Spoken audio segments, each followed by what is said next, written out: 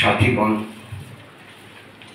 আমি Jyoti Basu centre for social studies and research এর পক্ষ থেকে প্রথমে আপনাদের অভিনন্দন জানাই এবং এই প্রথম পর্যায়ের কাজ চলছে, তাকে এগিয়ে নিয়ে যাওয়ার জন্য আপনাদের সহায়তা, আর্থিক সহায়তা লক্ষ্যে যে কথাগুলো শুনলাম, আগেও শুনেছি, তার জন্য আপনাদের প্রতিটি সংগঠন এবং সংগঠনের যারা নেতৃত্ব কর্মী তাদের সবাইকে অভিনন্দন জানাই। একটা কথা এখানে উল্লেখ করতে চাই, জ্যোতি বসু হয়ে উঠেছিলেন সেটা কিন্তু একেবারে লম্ফ দিয়ে না। জ্যোতি বসু যখন দেশের থেকে বিদেশে গেলেন তখন উনি বাংলা বলতে পারতেন না। তার প্রধান কারণ, উনি যখন লরেটোতে পড়েছেন তখন সবটাই ইংলিশে হয়েছে। পরে সেন্ট জেভিয়ার্সে যখন পড়তে গেলেন তখন উনি বাংলা পড়েননি, উনি অল্টারনেটিভ ইংলিশ নিয়েছেন। ইংলিশ তো আছেই, প্রেসিডেন্সি কলেজে পড়বার সময় তখন তো ইংলিশ নিয়েই পড়েছেন, ফলে বাংলা পড়া হয়নি। একটু চিন্তা করে দেখুন, তারপর যখন উনি বিদেশ চলে গেলেন, বিদেশ যে সেখানে তো ইংরেজিতেই পড়াশোনা, কথাবার্তা সবাই ইংরেজিতেই বলে।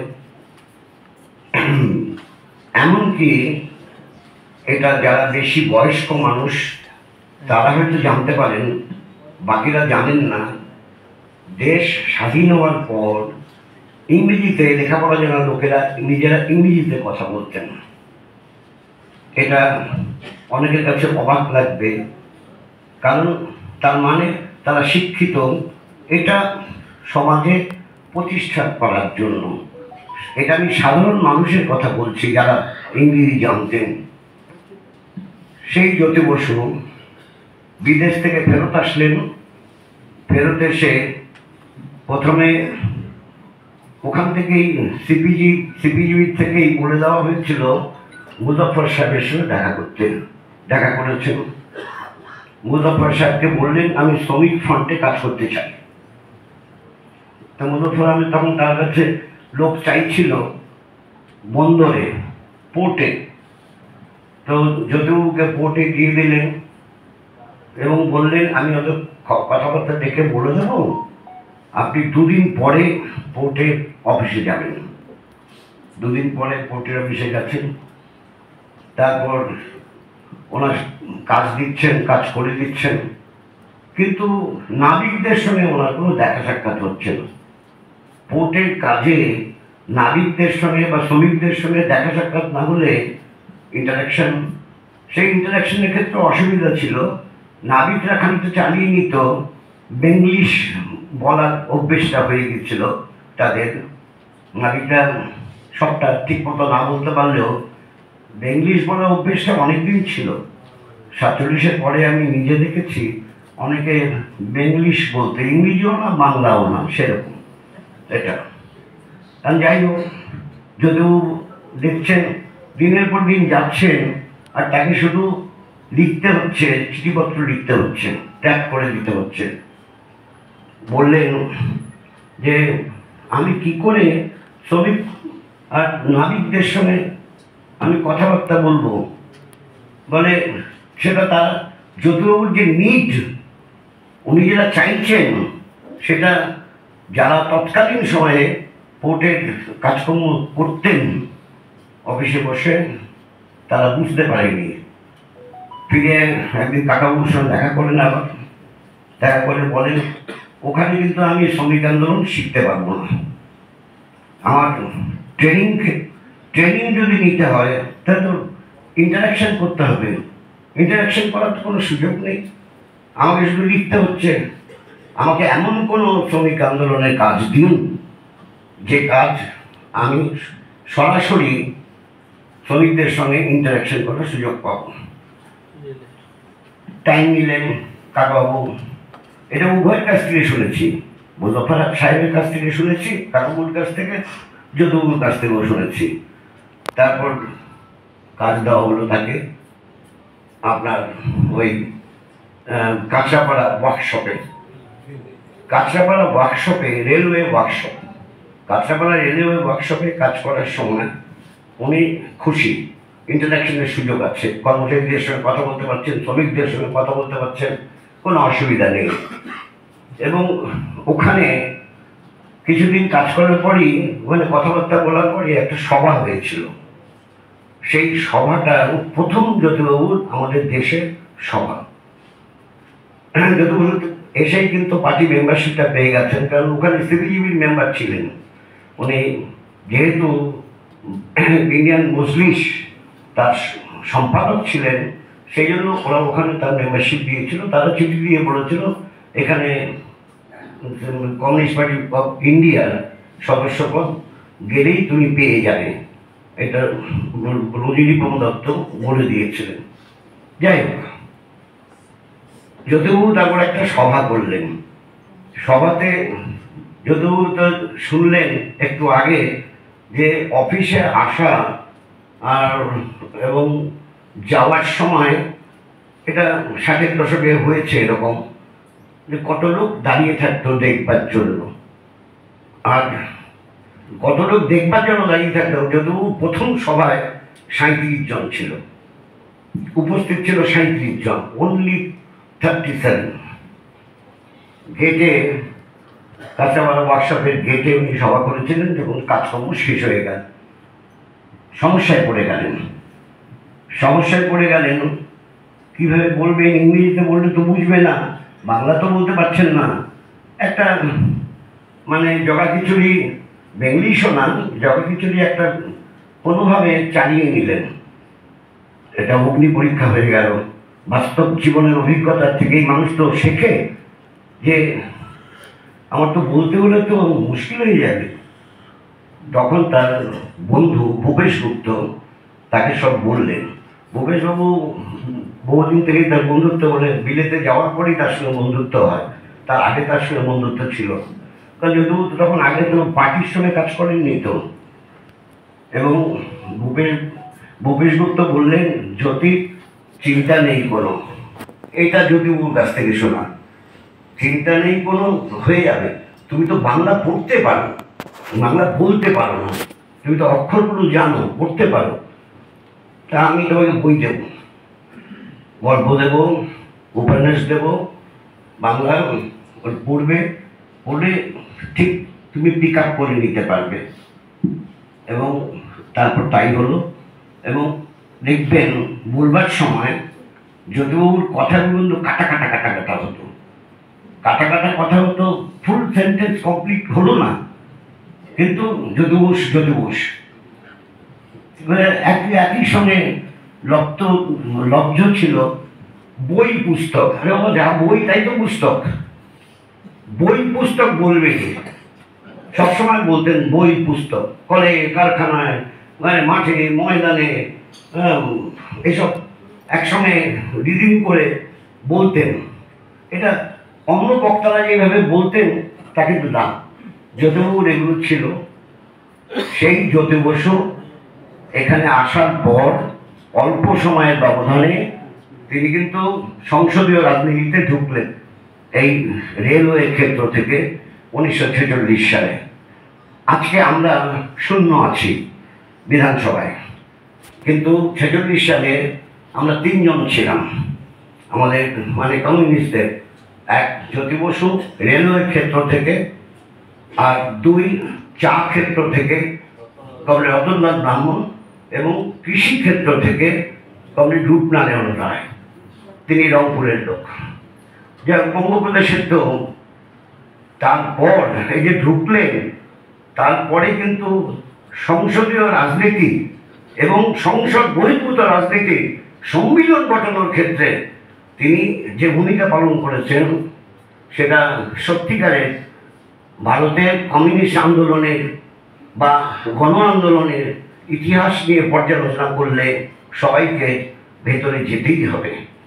এখানে শুনলেন আগের বক্তারা বলেছেন সব বিষয়তে ব্যাংকের কোনো সমস্যা হলে পড়েতে গেছি, আমরা সহায়তা পেয়েছি বললেন। ওটা তো আমাদের ব্যাংক কর্মচারী বন্ধুগণ, প্রথমত আমি ধন্যবাদ জানাচ্ছি এরকম একটা উদ্যোগ নেওয়ার জন্য। Jyoti Basu centre for social studies and রিসার্চে সহায়তা কল্পে ওয়েস্ট বেঙ্গলের অ্যাফিলিয়েটেড যে ব্যাংক ইউনিয়নগুলো আছে তালিকা আমাদের দেওয়া হয়েছে। সবাই উদ্যোগ নিয়েছেন এবং সহায়তার হাত বাড়িয়েছেন, তাদেরকে আগাম ধন্যবাদ। বিমন্দা জ্যোতি বসু সেন্টারের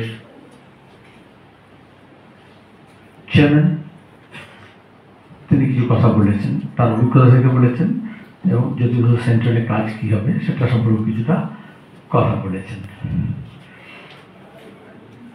জয়দীপ্ত বলার সময় বলেছেন যে কীভাবে ব্যাংক এমপ্লয়িজ তার আন্দোলন সংগ্রাম সংগঠনের সঙ্গে বিরত বেফির সঙ্গে বেফের সঙ্গে জ্যোতিবাবু যুক্ত ছিলেন। আসলে আমরা জ্যোতি বসুর নামে কেন এই Jyoti Basu centre for social studies and research করছি, কারণ এই ধরনের প্রতিষ্ঠান গণ উদ্যোগে জ্যোতি বসুর নামেই করা সম্ভব। দীর্ঘদিন রাজনীতির জগতে থেকেও আমাদের সমাজ সংস্কৃতি শিক্ষা প্রশাসন নানান দিককেই বাংলার তিনি গড়ে তুলতে সাহায্য করেছেন এবং তার পদচিহ্ন বিভিন্ন ক্ষেত্রে বিরাজমান, এবং তাকে কেন্দ্র করে শুধু একটা নির্দিষ্ট রাজনৈতিক দল বা বামফ্রন্ট সেটা নয়। আজকে আমরা কমিটি অফ নেশনের সামনে পশ্চিমবঙ্গবাসী হিসেবে বাঙালি হিসেবে মাথা উঁচু করে যা যা গর্ব করি, তার জন্য যেরকম রাজা রামমোহন রায়, বিদ্যাসাগর, মাইকেল মধুসূদন, সুভাষ বোস ইত্যাদি ইত্যাদি, রবীন্দ্রনাথ, সব ক্ষেত্রে যারা মনীষী আছেন তাদের একটা অবদান আছে। সেরকম রাজনৈতিক অঙ্গনে আন্দোলন সংগ্রামের ময়দানে খেটে খাওয়া মানুষের, মেহনতি মানুষের লড়াই সংগ্রামকে সংসদীয় গণতন্ত্রের অভ্যন্তরে এবং সংসদের বিধানসভার বাইরে মাঠে ময়দানে রাস্তাঘাটে বন্দরে প্রান্তরে মানুষকে সংগঠিত করা, তাদের অধিকার সম্পর্কে সচেতন করা এবং সেই ব্যাপারে দীপ্ত ভূমিকা পালন করতে উদ্বুদ্ধ করার পেছনে কমরেড জ্যোতি বসুর একটা আলাদা অবদান আছে, অনস্বীকার্য। আজকে যদি এই মুহূর্তে দাঁড়িয়ে আমরা আমাদের সমাজ সংস্কৃতি রাজনীতি শিক্ষা স্বাস্থ্য প্রশাসন বিভিন্ন ক্ষেত্রে দেখি, সেখানে যে বিষয়গুলো আমাদের চোখে আঙুল দিয়ে দেখিয়ে দেওয়া হচ্ছে সেগুলোকে যদি ঠিক করতে হয়, সেগুলোকে যদি শোধরাতে হয় এবং ভবিষ্যতের পানে আহ্বান হতে হয়, তাহলে সেখানে পথপ্রদর্শক হিসেবেও জ্যোতি বসু তার জীবন দর্শন, তার জীবন চর্চা, তার জীবন চর্চা, তার আজীবন যে লড়াই সংগ্রাম এবং যে কর্মকাণ্ড, সেটা আমাদের একটা আলোকবর্তিকা হিসেবে থাকবে আমাদের সামনে। আমরা ইতিমধ্যে বললেন যে বিভিন্ন বিষয় আমাদের migrant labourers, contract labourers, gig workers, আমাদের সংগঠিত শিল্প, আমাদের অর্থনীতি, আমাদের দেশের এবং রাজ্যের যে সামাজিক চিত্র, তার মধ্যে দাঁড়িয়ে আমাদের মহিলাদের উপরে যে নির্যাতন হচ্ছে, মহিলাদের সমানাধিকারের প্রশ্ন, বেকারির প্রশ্ন, কাজের সন্ধানে মানুষের আয় কেন কমছে, আমাদের অর্থনৈতিক সংকট যা গ্রাস করছে, আমাদের শিল্প ব্যবসা বাণিজ্য, আমাদের শিল্প সংস্কৃতির ক্ষেত্রে যে সংকট ঘনীভূত হচ্ছে, সেগুলো সম্পর্কে আমাদের অনেক গভীরে গিয়ে অনেক আলাপ আলোচনা গবেষণা পর্যালোচনা দরকার আছে।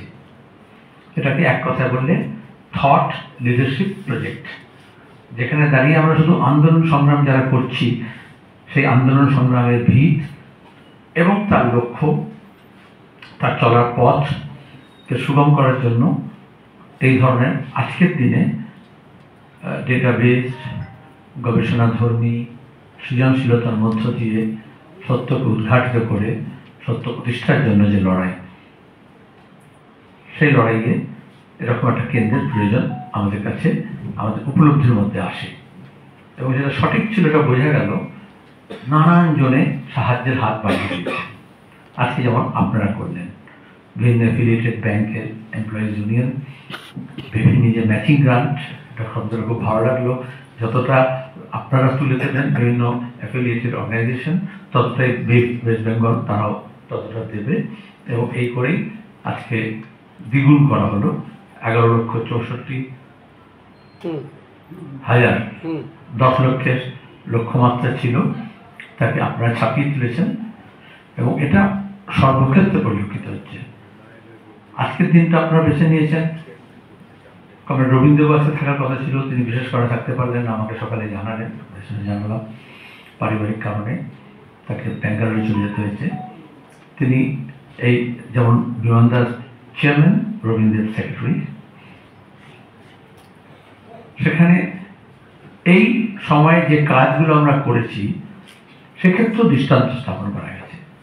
গত বছর 17ই জানুয়ারি সীতারাম ইয়েচুরি ভিত্তিপ্রস্তর স্থাপন করেন। এবছর 17ই জানুয়ারি প্রকাশ করা তার প্রথম পর্যায়ের কাজের উদ্বোধন করলেন। আর আমাদের রাজ্যে আমাদের সরকারি প্রয়াসও খুব অনেক বিলম্ব হয় আর কি, 18 মাসের বছর হয়। সেখানে 1 বছরের মধ্যে ভিত্তিপ্রস্তর থেকে বাড়িটা করা এবং কাজ করার সময়টা হচ্ছে hard infrastructure, bricks and Mortars দিয়ে ইট গেঁথে ঢালাই করে কাজ করা, কিন্তু আমরা সফট ইনফ্রাস্ট্রাকচার এর মধ্যেই সাইমালটেনিয়াসলি গড়ে তোলার চেষ্টা করেছি, যেখানে রিসার্চার্স, স্টুডেন্টস, অধ্যাপক, শিক্ষক, সমাজকর্মী, যারা সমাজ বিজ্ঞানের বিভিন্ন ক্ষেত্রে উজ্জ্বল ভূমিকা পালন করেছেন, ভেটারেন্স, যারা রিটায়ার্ড, তাদেরকে ইনভলভ করে নিয়ে আমরা এই বিভিন্ন সেক্টরকে ভাগ করে নিয়ে সাইমালটেনিয়াসলি এই পরিবেশ, আমি যেগুলো বললাম তার সঙ্গে এরকম আরও নানান বিষয়কে যুক্ত করে নিয়ে রিসার্চ গ্রুপ তারা কাজ করছে, যেগুলো আমাদের আন্দোলন, সংগ্রাম, সংগঠন পরিচালনার ক্ষেত্রে কিছুটা ফিডব্যাক হিসেবে কাজ দেবে, অন্ধকারে না হাতড়ে কিছু বাস্তবতার মাটির দাঁড়িয়ে। আবার আমরা এটাও জানি শুধুমাত্র এই রিসার্চ করে তো হবে না, প্রাইমারি রিসার্চ তো থাকবে, সেকেন্ডারি রিসার্চ থাকবে, কিন্তু আন্দোলন সংগ্রাম যেরকম মানুষের অভিজ্ঞতার লব্ধ যে জ্ঞান, যেটা জ্যোতি বসু তার জীবন থেকে বুঝিয়েছেন। তিনি একাডেমিক্স যদি হতেন, একাডেমিতে ভালো এক্সেলেন্ট হতে পারতেন। তিনি যদি আইনজীবী হতে পারতেন, তাহলে কলকাতার বা আমাদের দেশের সুপ্রিম কোর্টে একজন নামজাদা আইনজীবী হতে পারতেন। তিনি তার যা শিক্ষা, দীক্ষা, ভিক্ষা এবং তার উপর দাঁড়িয়ে তার যে জ্ঞান গম্ভীর এবং যেভাবে তিনি নিজেকে প্রেজেন্টেশন, আজকালকার দিনে সব কিছু দরকার হয়, প্রেজেন্ট করতে পারতেন, তার ভাবনাকে যেভাবে জনসমক্ষে জাহির করতে পারতেন, যে কোনো পেশায় যেতেন। কিন্তু তিনি বেছে নিলেন শ্রমজীবী মানুষের তার দুর্দশা এবং সেখান থেকে সে দুর্দশা মোচনের পথ, সমাজতন্ত্রের প্রতি আকৃষ্ট হলেন। কিন্তু তার আগে আমাদের দেশ পরাধীন দেশে ব্রিটিশ সাম্রাজ্যবাদের বিরুদ্ধে লন্ডনে থাকা অবস্থায় ছাত্রদেরকে, যুবদেরকে ওখানে জড়ো করা ইন্ডিয়ান মজলিসে, এবং ফিরে এসে তিনি স্বাধীনতা আন্দোলনে অংশগ্রহণ করলেন। জ্যোতি বসু এই জন্যই আজকালকার দিনে যখন এই ভেঙে পড়ো প্রতিনিধির দল বদল হচ্ছে, মত বদল হচ্ছে, সেখানে একজন মানুষ তার ছাত্রাবস্থা থেকে আজীবন তিনি যেটাকে বিশ্বাস করেছেন সেই বিশ্বাসে অটল থেকেছেন, কনভিকশন। দ্বিতীয়ত তিনি যেটা বিশ্বাস করেছেন সেটা কাজে রূপান্তর করার জন্য প্রতিনিয়ত প্রচেষ্টা চালিয়েছেন। তাহলে তো অনেকে কিতাব পড়ে, বই পড়ে, পুস্তক পড়ে ঠিক আছে আমি জ্ঞানী হলাম, জ্ঞান অর্জন করলাম। তিনি যে সাম্রাজ্যবাদের বিরুদ্ধে রাজনীতিতে যোগ দিলেন স্বাধীনতার পরেও, অনেকে মনে করলেন এবার তো স্বাধীন হয়ে গেছে, আর সাম্রাজ্যবাদ কোথায়? বিশেষত বিশ্বায়নের পরে অনেকে মনে করলেন ইম্পেরিয়ালিজম তো নেই আর কিছু, সাম্প্রদায়িক। আমাদের অনেকে গালাগাল দিয়েছে তোমরা সাম্রাজ্যবাদ নিয়ে কথা বলছো কেন, কোথায় তো তার দেখা যাচ্ছে না। বিশেষত সোভিয়েত ইউনিয়নের সমাজতান্ত্রিক শিবির, ইস্টিয়র সমাজতান্ত্রিক শিবির যখন ভেঙে পড়লো, বিপর্যস্ত হলো, তখন তো ইউনিপোলার ওয়ার্ল্ড, এখন globalised world is a village, এসব তো বোঝানো হয়েছিল আমাদেরকে। সুতরাং গোটা বিশ্ব এখন একটা গ্রাম, সেখানে দাঁড়িয়ে আর এই সাম্রাজ্যবাদ, তৃতীয় বিশ্ব এসব আর কি আছে। পত্রিকার সম্পাদকীয়তে লেখা হলো যে একবার যদি আমাদের দেশের ওয়াগানটাকে, মালগাড়িটাকে আমেরিকান ইঞ্জিনের পেছনে আংটায় লাগিয়ে দেওয়া হয়, তাহলে আমেরিকা যেমন হয়ে পড়ে এগোচ্ছে, আমরা এরকম তার সঙ্গে গড়গড় করে চলে যাব। এরকমই তো আমাদের 90 দশক থেকে এই প্রজন্মকে থেকেই বোঝানো হয়েছে। তারপরে বোঝা যাচ্ছে রাজনীতিতে, আন্দোলনে, সংগ্রামে, ভোটে নীতির কি দরকার আছে, আদর্শের কি দরকার আছে। যে যেদিকে পড়ো, লেগে পড়ো, ভেঙে পড়ো, কি দিচ্ছে, বিরিয়ানি প্যাকেটের সাইজ কি আছে, সে অনুযায়ী তোমার মত ঠিক হয়ে যাবে। সেখানে দাঁড়িয়ে স্বাধীনতার পরেও তিনি যখন বিধানসভায়, যখন তিনি মন্ত্রিসভায়, যখন তিনি যুক্তফ্রন্টে প্রথম দ্বিতীয়, এবং যখন তিনি বাম ফ্রন্টে, আবার যখন তিনি সরকারে নেই, মোটামুটি রাজনীতি থেকে, প্রত্যক্ষ রাজনীতি থেকে বয়সের কারণে বলেছেন আমি এবার নিজেকে নিবৃত্ত করছি, তখনও তার আদর্শ বোধের জায়গায় তিনি কিন্তু অবিচল থেকেছেন। এটা আসে একজনের মূল্যবোধের কাছ থেকে, এবং সেই মূল্যবোধটা যতটা ব্যক্তিগত, যতটা পারিবারিক, যতটা সামাজিক, যতটা রাজনীতি, তার থেকে অনেক বেশি হচ্ছে সিভিলাইজেশনাল ভ্যালুস। একটা সভ্যতা কতগুলো মূল্যবোধ গড়ে তোলে। যদি বাবু একজন পারফেক্ট জেন্টলম্যান হিসেবে, একজন বাঙালি হিসেবে, একজন ভারতীয় হিসেবে আমাদের সাংস্কৃতিক, আমাদের সভ্যতার যে ধারা আছে, সেই মূল্যবোধকে তিনি রিপ্রেজেন্ট করতেন। এত বেশি মানুষের মধ্যে তিনি চালিতে পেরেছিলেন, এই জন্যেই তিনি এই সিভিলাইজেশনাল ভ্যালুসটাকে সবসময় রিপ্রেজেন্ট করতেন। হক কথাটা সোচ্চারে বলতে পারতেন। কালা কানুন, নিশা, নাশা, ডিহাইয়ার, কোনো কিছুকে তিনি ভয় পাননি। তাকে নানা রকমের অপপ্রচারের শিকার হতে হয়েছে। এখন এইসব মাঝে মধ্যে বলে না আমাদেরকে দেশ বিরোধী, বিদেশের দালাল। এখন ট্রাম্প বলে দিচ্ছেন আমাদের দেশের রাজ্যের নির্বাচনে কীরকম বিদেশের মিলিয়ন বিলিয়ন ডলার আমেরিকার এসছে আমাদের দেশের ভোটারদেরকে মোবিলাইজ করার জন্য, শিক্ষিত করার জন্য, সরকার পাল্টানোর জন্য। পাশে বাংলাদেশকে কীরকম রেজিম চেঞ্জের জন্য মিলিয়ন ডলার দিতে হয়েছে। সেখানে দাঁড়িয়ে এই দেশের মাটিতে থেকে এখানকার চাষা ভুষো খেটে খাওয়া মানুষকে তিনি সংগঠিত করেছেন, তারপরে রাজনৈতিক লড়াই লড়েছেন। তিনি যখন স্বাধীনতার আগে দ্বিতীয় বিশ্বযুদ্ধ, তারপরে মন্বন্তর, তারপরে খাদ্য সংকট, সেখানে যখন লঙ্গরখানা, সেখানে যখন দাঁড়িয়ে হচ্ছে রিলিফ ক্যাম্প, সেখানে যখন হচ্ছে মানুষকে বাঁচানোর লড়াই, স্বাধীনতার অব্যবহিত পরে যখন সবাই উৎসবে মেতে উঠেছে, তখন তিনি মনে করেছেন না, খাদ্য সুরক্ষার প্রশ্ন আছে, আমাদের দেশটা হচ্ছে বিশেষত দেশভাগের জন্য আরও বেশি সংকটের মধ্যে পড়েছি। 1 কোটি মানুষ বাড়তি হয়েছে, ছিন্নমূল মানুষ এসছেন, অথচ তাদের খাদ্যের জোগান নেই। এখানে আমাদের ধান চাষের জায়গা কম হয়ে যাচ্ছে, কারণ পাট চাষের উৎসাহ দেওয়া হচ্ছে। সেখানে দাঁড়িয়ে খাদ্য আন্দোলন এবং তার ব্যাকওয়ার্ড লিঙ্কেজ এবং ফরওয়ার্ড লিঙ্কেজ। তাহলে সেচের ব্যবস্থা করতে হবে, কৃষককে জমিও দিতে হবে, আবার গণবন্টন ব্যবস্থা করতে হবে, যাতে সেই খাদ্যটা সস্তায় সব মানুষের কাছে পৌঁছয়। যখন বামফ্রন্ট সরকার এসছে, ফুড ফর ওয়ার্ক থেকে আমরা শুরু করেছি, এবং তারপরে রাইট টু ফুডের জন্য লড়াই করা হয়েছে। গণবন্টন ব্যবস্থা যখন উদারীকরণের সময় বলা হয়েছিল ডিসম্যান্টেল করে দিতে হবে, তখন লড়েছেন যে না, পিডিএস থাকতে হবে, নাহলে এই আমাদের মতো দেশে ন্যূনতম যদি খাদ্যের সংস্থান না থাকে, তাহলে গরিব মানুষকে সংকটের সময় বাঁচাবো কী করে। এবং লকডাউনের সময়, করোনার সময় এটা প্রমাণিত হয়েছে, যদি পিডিএস না থাকতো তাহলে মৃত্যু মিছিল আরও বেশি বেড়ে যেত। তিনি যখন 46-এর দাঙ্গা দেখেছেন, দেশভাগ দেখেছেন, স্বাধীনতা আন্দোলনের সময় মানুষকে ভাগাভাগি করা হয়েছে সাম্প্রদায়িকতার বিরুদ্ধে, দেশভাগের পরে, স্বাধীনতার পরেও এদেশের ধর্মনিরপেক্ষতার জন্য, সেকুলারিজমের জন্য, কনস্টিটিউশনাল যে ভ্যালু সেটাকে রক্ষা করার জন্য তিনি আজীবন লড়াই করেছেন। তার দূরদৃষ্টি কি! এই আমরা এখানে মিটিং করছি, তার অল্প দূরে 1984 সালে, তখনও বাবরি মসজিদ রামজানের ব্যাপারটা হয়নি। যে বুদ্ধ একজন, তুমি স্মরণ করলে গোত্রার ব্যাপারে,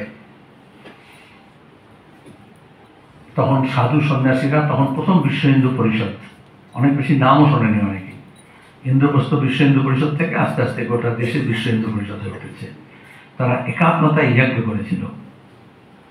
একাত্মতায় যজ্ঞ করতে গিয়ে এই ওয়েলিংটনে, যেটা সুরবলি স্কোয়ার, সেখানে ঘাঁটি গেলে একটা মেলা মতো বসেছিল আর সবাই যাচ্ছিলেন।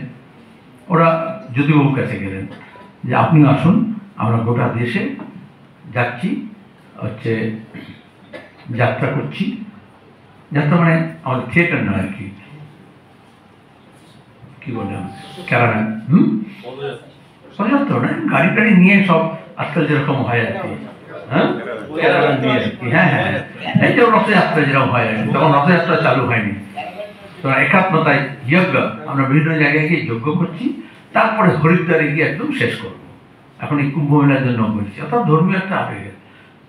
জ্যোতিবাবু বললো যেখানে গেছি আমরা সেখানকার মুখ্যমন্ত্রীরা এসেছেন আর তারা আশীর্বাদ নিয়েছেন আমাদের কাছ থেকে, আমাদের আশীর্বাদ করেছেন, সমর্থন করেছেন, তো আপনিও আসবেন। ফোর্সই করতে পারে একজন মানুষ।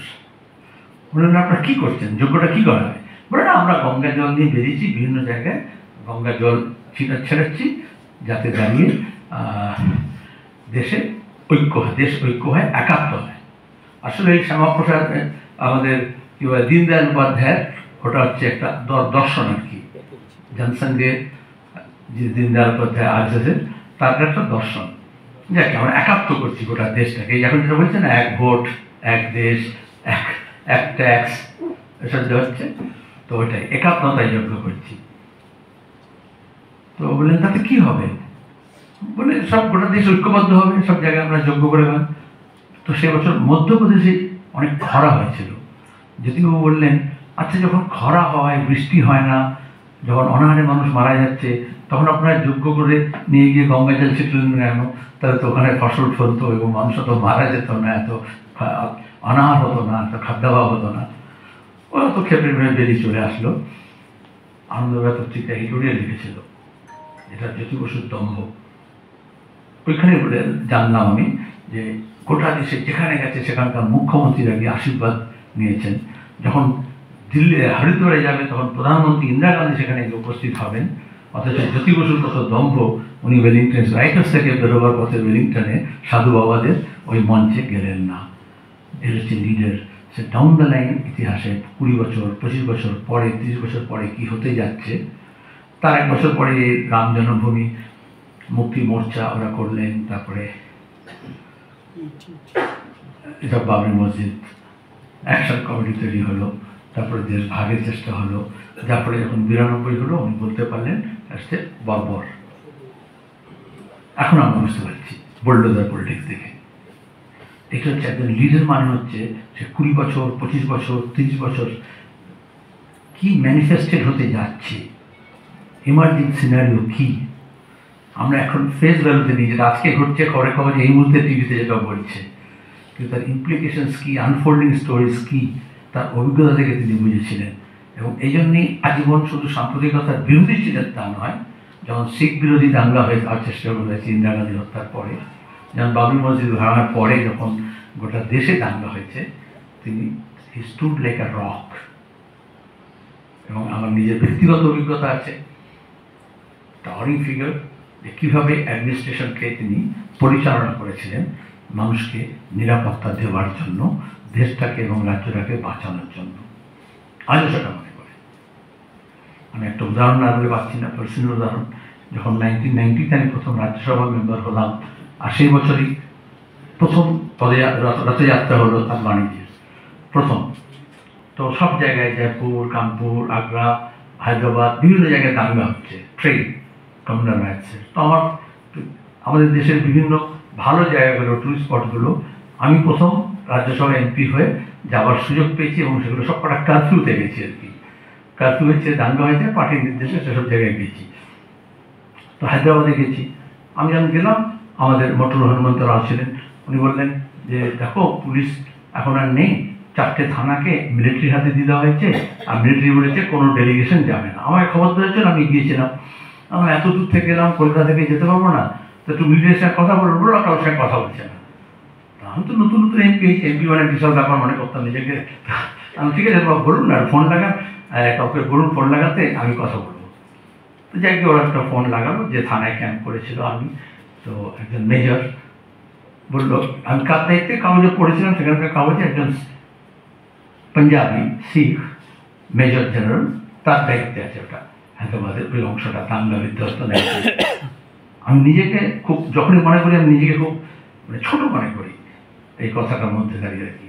আমি দেখলাম ওর সাথে কথা বলছি, তাই বললো এরকম কলকাতা থেকে এসেছি, ডেলিগেশন নিয়ে এসেছি, আমরা দাঙ্গা বিধ্বস্ত এলাকায় যাবো শুনতে।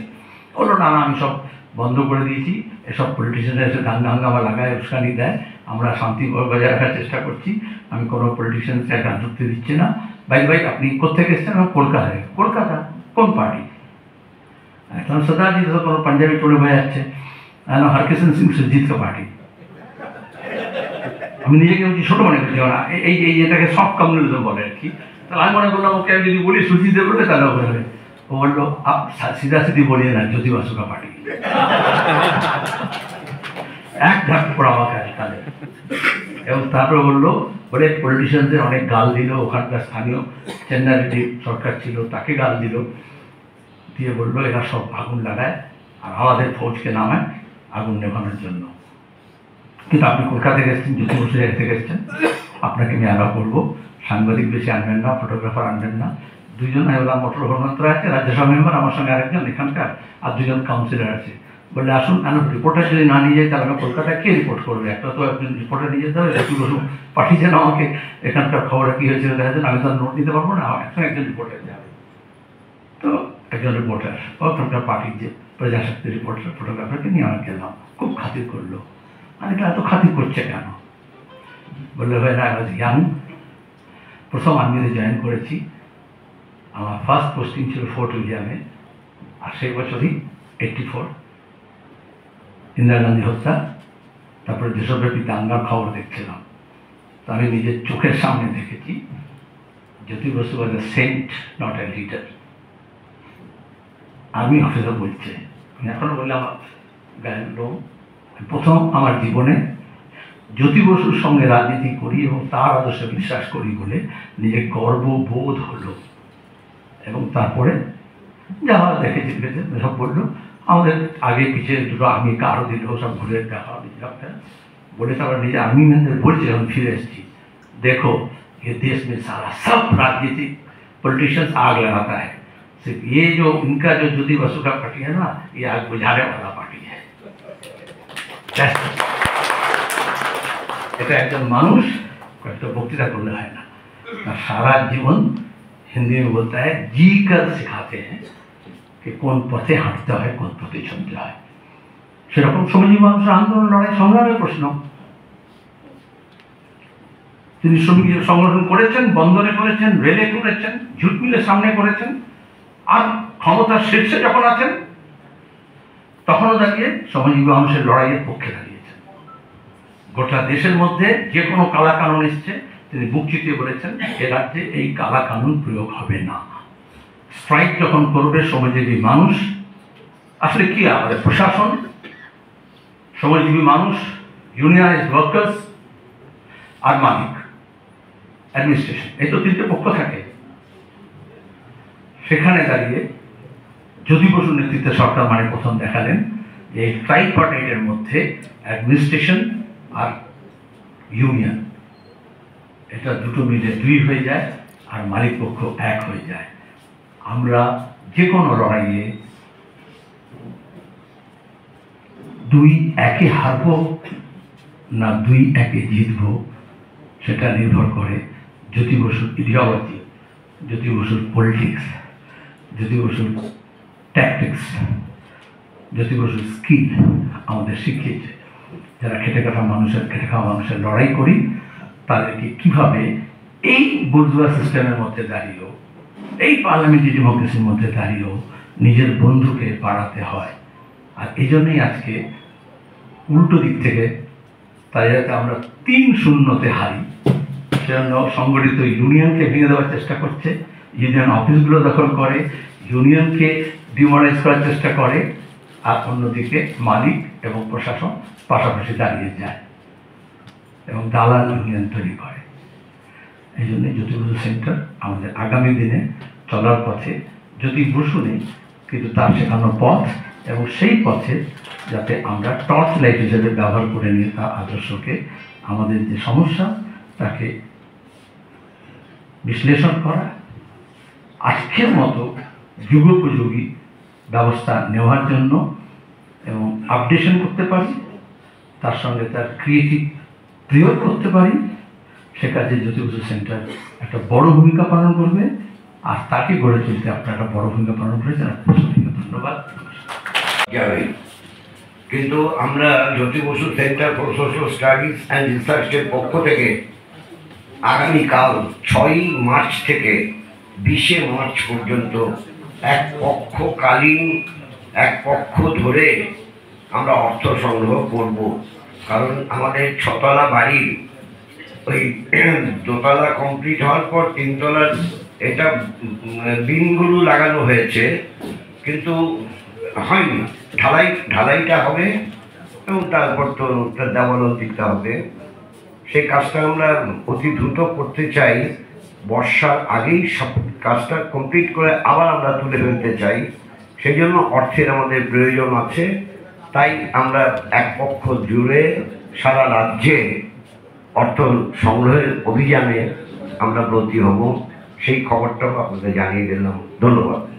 এই ভিডিওটিকে লাইক করুন, আপনার গুরুত্বপূর্ণ মতামত কমেন্টের মাধ্যমে আমাদের জানান এবং আমাদের চ্যানেলের ভিডিও সবার আগে দেখার জন্য ইউটিউবে গণশক্তিকে সাবস্ক্রাইব করুন, ফেসবুকে ফলো করুন এবং শেয়ার করুন আপনার পরিচিতদের মধ্যে। আমাদের চ্যানেলে আপলোড হওয়া ভিডিও নোটিফিকেশন পেতে বেল আইকনটি ক্লিক করতে ভুলবেন না।